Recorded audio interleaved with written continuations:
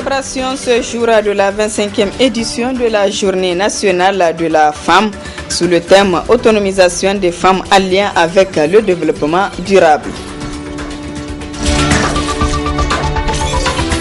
Les forces de défense et de sécurité ont suivi une formation de 2 semaines sur les techniques d'intervention dans les gares ferroviaires. Détail dans ce journal.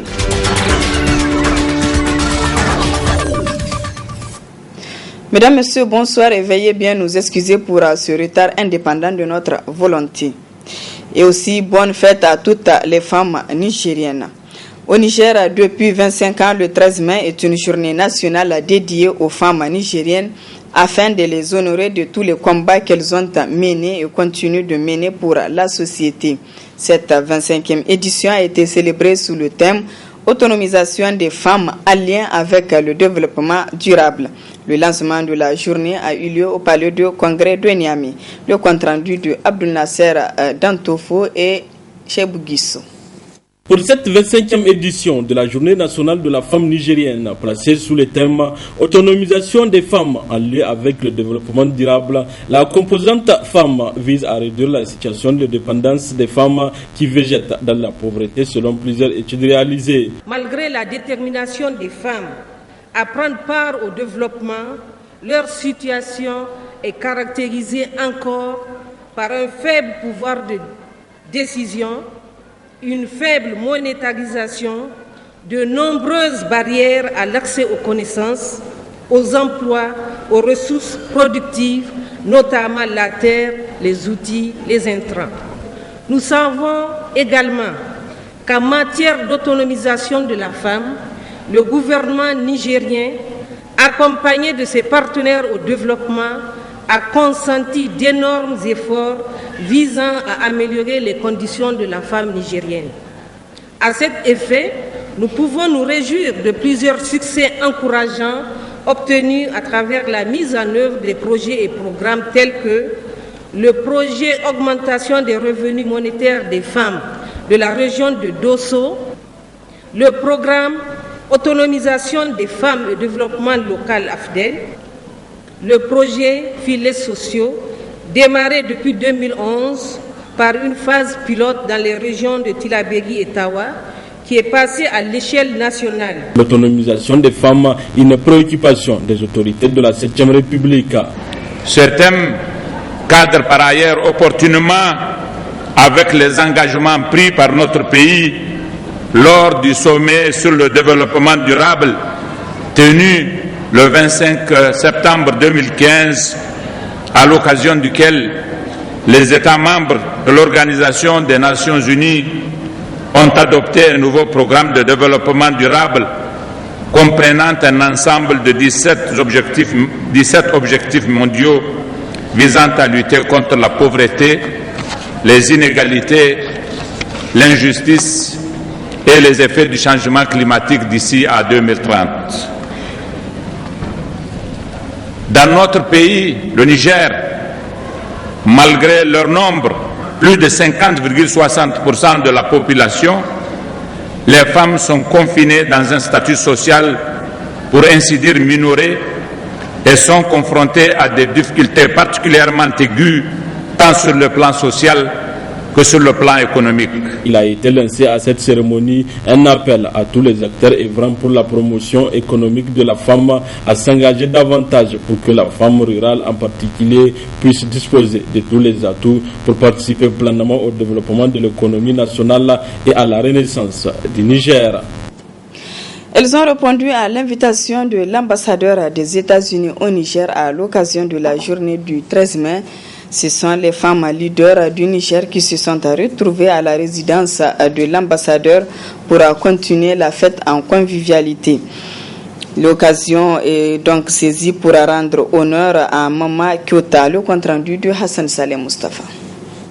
Cette journée est l'occasion saisie par l'ambassadeur des États-Unis au Niger, Eunice Reddick, pour faire honneur à Ker El Haj Ibrahim Niassa Dita Mama Kyota pour ses efforts dans la promotion de l'éducation des filles au Niger, mais aussi pour sa contribution à l'amélioration des conditions de vie des femmes nigériennes.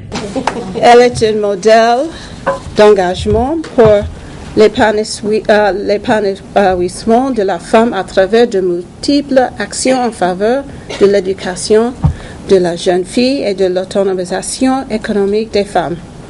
Parmi ces multiples actions, je citerai l'ouverture d'une école qui donne la chance à certaines filles d'accéder à l'éducation, l'ouverture d'un centre d'alphabétisation pour femmes adultes, l'initiation de nombreuses femmes à des activités génératrices de revenus comme le jardinage et la culture, l'extraction d'huile d'arachide, la création de l'association Jamia Nasserat Din pour le plaidoyer en faveur de la femme. Un geste qui va droit au cœur de Mama Kyota, très émue. Nous remercions ceux qui nous ont invités pour cette cérémonie pleine de signification pour moi, qui vient d'être honorée par l'ambassadeur des États-Unis. Que Dieu traduise en acte ce qu'elle a dit dans son intervention. Mais avant, l'ambassadeur des États-Unis au Niger a souhaité une bonne fête à toutes les femmes nigériennes en cette journée du 13 mai, instituée à la suite de la marche historique des femmes pour revendiquer leur juste représentation lors des assises de la conférence nationale en 1991. À l'occasion de la célébration de la journée nationale de la femme nigérienne, les femmes travaillant au Conseil nigérien des utilisateurs des transports publics CNUT se sont retrouvées à l'école de Sour Hassan Banaba pour fêter avec les élèves. Le compte-rendu de Ali Cissé Ibrahim et Abdul Nasser Seydou.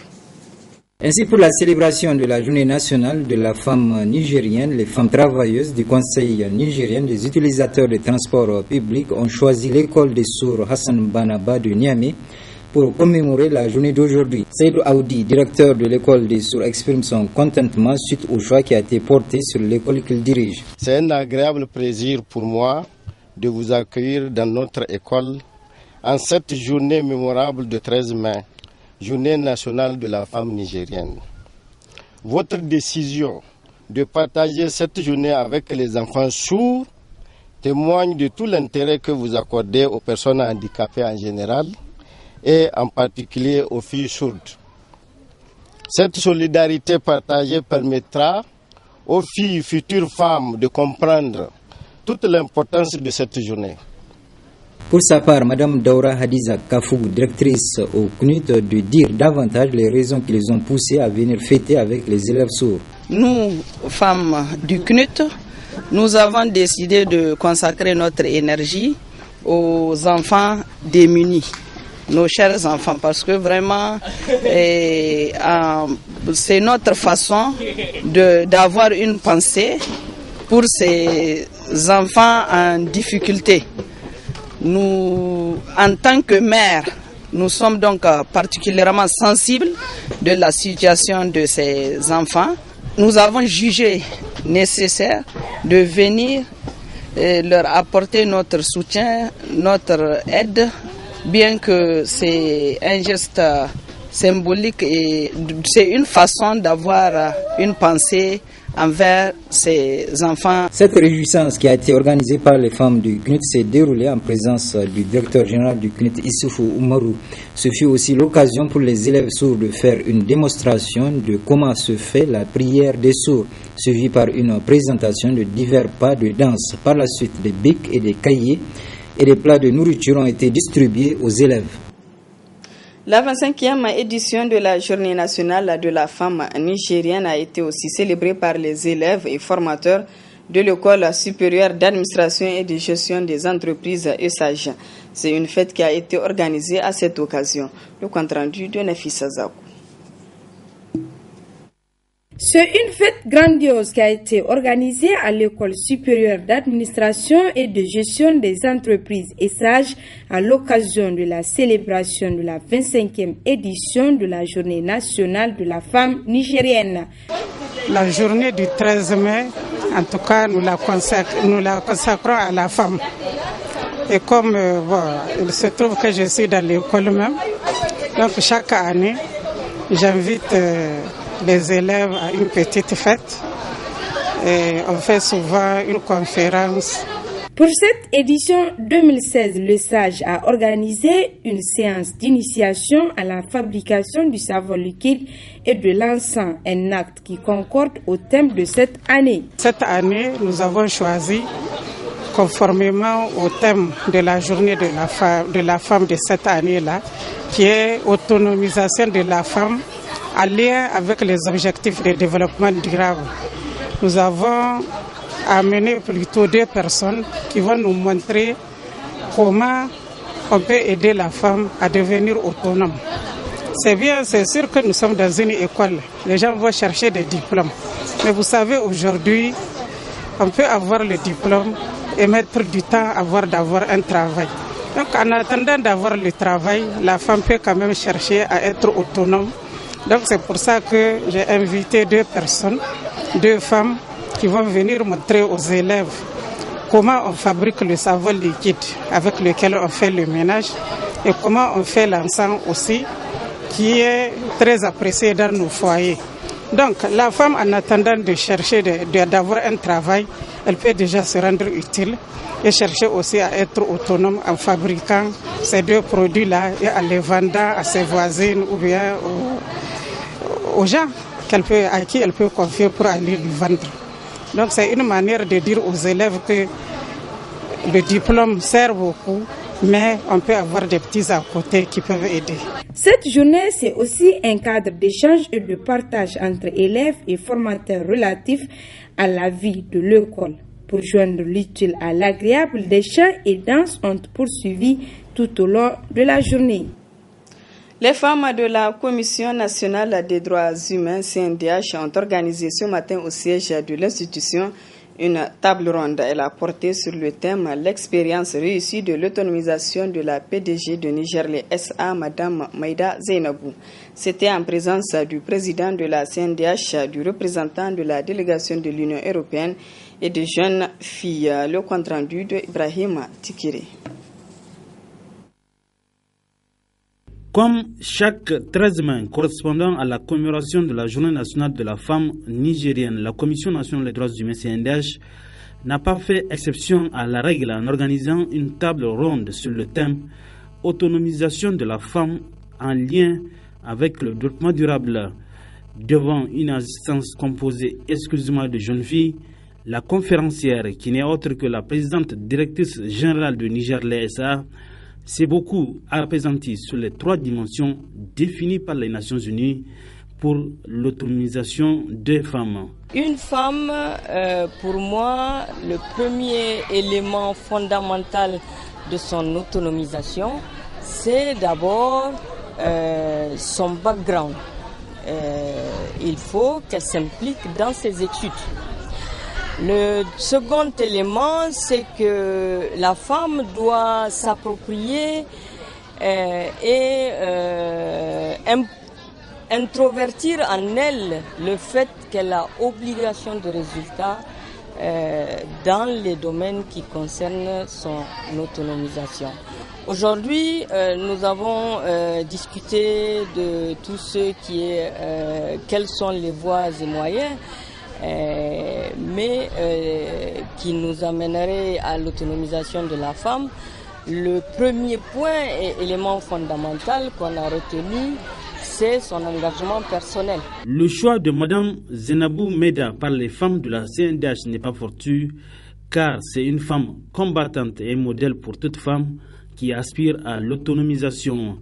La porte-parole des femmes et le président de la CNDH ont, dans leurs interventions, justifié le thème « Expérience réussie de l'autonomisation d'une Nigérienne », en l'occurrence celle de la PDG de Nigerlais SA. Dans la vie, chacun peut se réaliser avec ses potentialités d'être.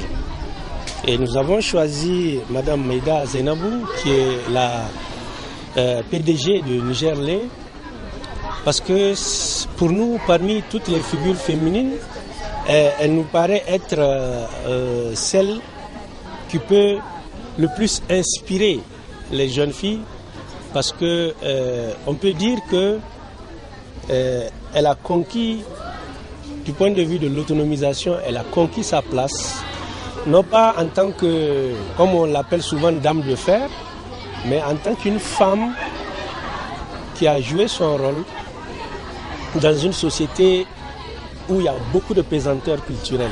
En plus de la projection d'un film documentaire retraçant le parcours de la conférencière, s'en est suivi plusieurs interventions pour saluer les valeurs qui incarnent la PDG de Nigerlait SA, surnommée la Dame de Fer. Cette femme, Maïda Zainabou, elle nous a fait part des obstacles qu'elle a surmontés au cours de son parcours et nous a aussi donné des conseils sur comment on va faire pour pouvoir être autonome. Cette conférence m'a permis de découvrir une dame que je ne connaissais pas avant.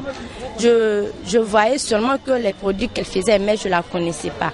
Aussi, elle nous a apporté un plus par rapport à notre éducation. Madame Maïda d'abord est un exemple pour toutes les jeunes filles. J'ai beaucoup appris pour Madame Zainabou. Une fête réflexive, c'est le sens de la fête du 13 mai à la CNDH.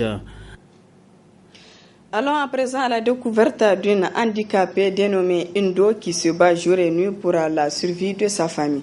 Le reportage est de Nafissa Zakou. Des va-et-vient incessants, présence remarquée aux différents carrefours de la ville. Indo, mariée et mère de 5 enfants. Malgré son handicap physique, s'active pour la quête de sa pitance quotidienne pour subvenir aux besoins de sa famille.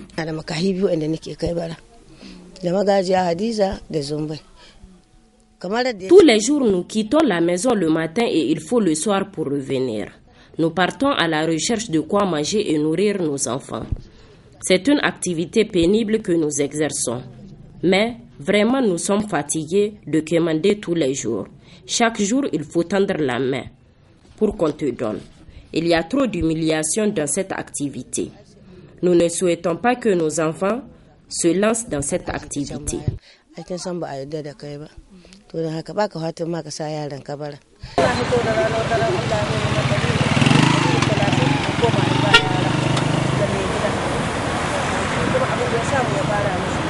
L'avenir de ses enfants, elle y veille et tient comme la prunelle de ses yeux, d'où leur inscription à l'école avec la bénédiction de son mari.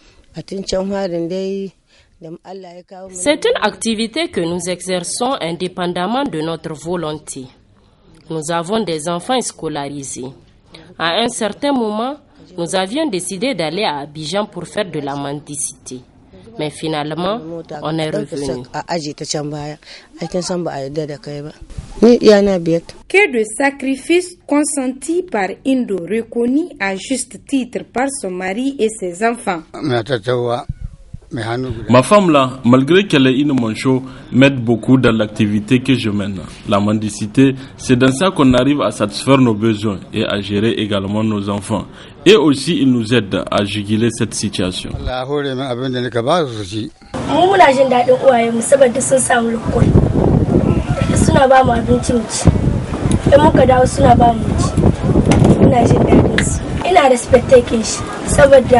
Suna ba mu abinci mu ta ekol mun ka dawo da ekol suna ba mu ci mu koma ekol kimareci mun ka kashi da sahe wurin zama hanya sai mu biya mu ta ekol in mun ka sabko da midi sai mu zo mu dauke shi mu gida da shi. Aide-toi, le ciel t'aidera, adage bien compris par Indo, pour qui son handicap est loin d'être une fatalité. Une autre femme qui se bat pour la survie de sa famille, c'est bien Fureratou Sirfo, une femme qui ramasse des céréales dans le marché du Katako. C'est pour dire que la pauvreté a malheureusement un visage féminin au Niger. Suivez ce reportage. Fureratou Sirfo, c'est cette femme âgée d'une 50aine d'années qui vit dans le marché du Katako où elle exerce une activité hors du commun. Fureratou Sirfo est ressortissante du Zarmaganda. Elle passe sa journée à ramasser des céréales qui sont versées pendant les chargements ou les déchargements des camions. Pour faire ce travail, il faut se munir des ustensiles composés des tamis, des tasses et des balais. Il faut de la patience pour faire ce travail, du balayage au tamissage en passant par le tri pour séparer les différents céréales et avoir ces produits finis. Freratou Sirfo nous parle de son calvaire quotidien.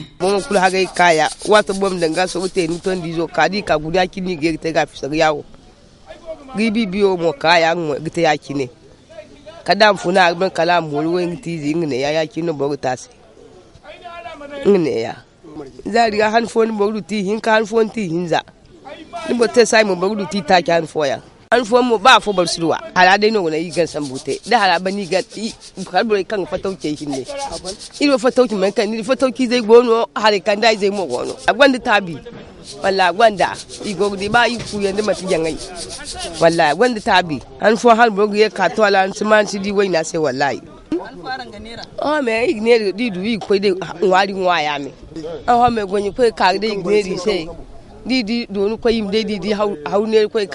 Ce travail exercé par ces femmes fait le bonheur des revendeurs de céréales pour qui elles rendent l'endroit propre.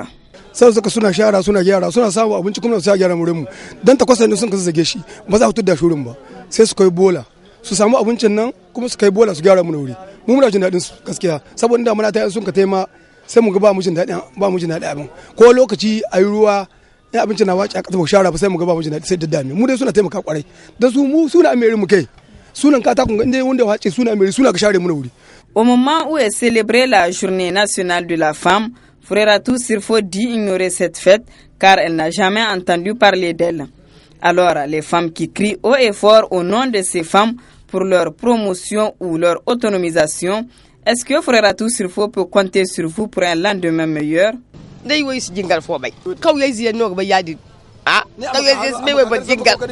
À présent, je vous donne lecture de ce communiqué de presse du Bureau politique national du Modène FA Lumana Africa.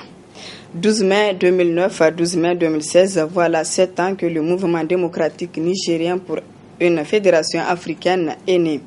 À cette occasion, le Bureau politique national salue en particulier la détermination de ses militants volontaristes et désintéressés pour la consolidation et le rayonnement des idéaux du Modène FA Lumana. Aujourd'hui, le moment est grave et la situation de notre pays est désormais plus préoccupante que jamais. L'heure n'est pas sans doute à la fête, mais au recueillement et à la méditation.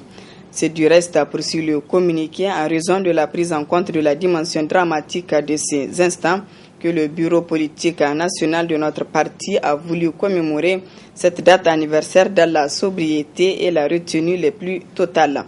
À cet instant précis, poursuit le communiqué toujours, nos pensées vont spécialement à son Excellence Hama Amadou, éloigné de nous. Notre pensée va également à nos frères et sœurs injustement emprisonnés, tenus loin de leur et de nous, juste parce qu'ils ont choisi d'être différents. Notre pensée va enfin à toutes celles et tous ces acteurs politiques, associatifs et citoyens lambda, victimes de toute forme d'injustice ou de traitement indigne en raison de leurs opinions. C'était là le communiqué de presse du Bureau politique national du Modène FA Lumana relatif au 7e anniversaire du parti. Autre aspect de ce journal, le ministre de la Santé publique a procédé hier à la réception de 2 dons du Fonds commun d'appui à la mise en œuvre du PDS. Il est ainsi composé et le premier lot de 275 motos 125 et le second d'un entrepôt moderne pour la conservation des vaccins. Le compte-rendu de Abdel Nasser Seydou. Contribuer à l'amélioration de la couverture vaccinale de la mère et de l'enfant au Niger, c'est l'objectif de ces premiers dons offerts gracieusement ce jeudi par le Fonds commun composé de 115 motos d'un montant total de 426 250 800 francs CFA. Il s'agit d'un appui qui vient de la part du projet renforcement du système de santé sous financement de Gavi. Ces motos contribueront à l'amélioration des conditions de transport du personnel sanitaire pour les campagnes de vaccination en des stratégies avancées et en mobile décentralisé au niveau des centres de santé intégrés. Cependant, si la disponibilité des vaccins est encore assurée au mieux, il est à noter que le restockage, selon les normes, demeure une préoccupation majeure, et notamment, comme vous le savez, excellence en milieu rural. C'est pour cela que je ne doute point que c'est lot de 275 motos et Gavi nous vous présente fera l'objet d'une distribution équitable et contribuera à l'amélioration de la couverture vaccinale des enfants et des femmes du Niger. Le deuxième don est un entrepôt moderne entièrement financé par Gavi Alliance à travers l'UNICEF pour un coût global de $1 million. Le don qui vient d'être fait ce jour permet au pays d'améliorer la chaîne d'approvisionnement avec cet entrepôt qui aura 10 chambres froides, de pouvoir bien conserver le vaccin assurer la qualité et l'efficacité de la vaccination. Et ce don vient s'ajouter 7 milliards de francs CFA que Gavi donne cette année au Niger pour renforcer le système de santé. Ces appuis qui visent à renforcer les capacités du secteur de la santé dans l'atteinte de ces objectifs viennent à point nommé, a laissé entendre le ministre de la Santé, Kalla Muntari. Nous demeurons ainsi convaincus qu'avec l'aide de la communauté internationale, le département ministériel que nous avons l'honneur de diriger mettra tout en œuvre pour atteindre l'objectif ultime, celui ou ceux d'assurer à la population nigérienne le niveau raisonnable de santé demandé. C'est le lieu d'exhorter les partenaires à davantage de collaboration dans le financement du secteur de la santé, gage d'une réussite dans le domaine. Au nom de son Excellence Issoufou Mahamadou, président de la République, chef de l'État, et de son Premier ministre et du Premier ministre du gouvernement, M. Brigitte Raffini, je remercie Gavi Alliance pour tous les appuis qu'elle a apportés au système de santé en général et à la vaccination en particulier. Si la santé des couches sociales vulnérables, en particulier les femmes et les enfants, sera renforcée, tel que prévu par le plan de développement sanitaire, ainsi que dans le cadre des engagements internationaux auxquels notre pays a souscrit. L'espace Blue Zone de Niamey a servi de cadre ce matin à la cérémonie de clôture de la formation des forces de défense et de sécurité sur les techniques d'intervention dans les gares ferroviaires. Une formation initiée par l'État du Niger en collaboration avec l'ambassade de France au Niger. Le compte-rendu de Mahmoud Saleh. Le Niger dispose désormais des éléments aguerris pour assurer la sécurité dans les gares ferroviaires. Il s'agit des agents des forces de défense et de sécurité, ceux du ministère des Transports et deux substituts du procureur. Ils ont été formés 2 semaines durant par des experts en la matière venus de la France. Nous avons décidé d'associer des magistrats, des douaniers et des représentants du ministère des Transports. Et comme l'a signalé le formateur, ils ont montré chacun une implication de tous les instants, une application de tous les instants. Le train au Niger va dans le sens du progrès. Cependant, en tant que policier, je sais que tout progrès a sa face sombre. Et que donc, en même temps qu'on a le progrès des transports, on a les progrès de la délinquance. Le train, les gares génèrent une délinquance spécifique très importante qui est due au croisement des flux de population et à l'anonymat que procure la masse. Je fais entièrement confiance à nos partenaires de la police nigérienne avec qui nous travaillons vraiment en partenariat étroit et dans le plus grand respect pour mettre à profit et valoriser le travail qui a été fait par ces 2 formateurs qui, c'est le cas de le dire, ont été 2 véritables locomotives et, si je peux m'exprimer ici, auront mis la police ferroviaire sur de bons rails. Ces éléments ont suivi la formation sur les techniques d'intervention dans les gares ferroviaires. Le directeur général de la police nationale saisit l'occasion pour remercier l'ambassade de France au Niger pour les efforts consentis pour la réussite de cette formation, mais aussi de rappeler aux stagiaires la tâche qui les attend. En plus de la création d'un commissariat spécial de police de chacune des gares, à savoir Niamey, Birningaouri et Dosso pour le moment, j'ai initié cette formation de chemin de fer à l'intention des principaux acteurs que sont les agents du ministère des Transports, les magistrats, les douaniers et j'en passe. Des acteurs qui, au cours de cette formation, j'en suis sûr, ont su mesurer l'importance de la tâche et du rôle qui nous attend. Permettez-moi de remercier très sincèrement la coopération française pour les appuis techniques et financiers qu'elle ne cesse d'apporter dans le cadre du renforcement des capacités opérationnelle de nos institutions. Auparavant, des séries de démonstrations d'intervention dans le train et à l'externe ont été présentées à l'assistance.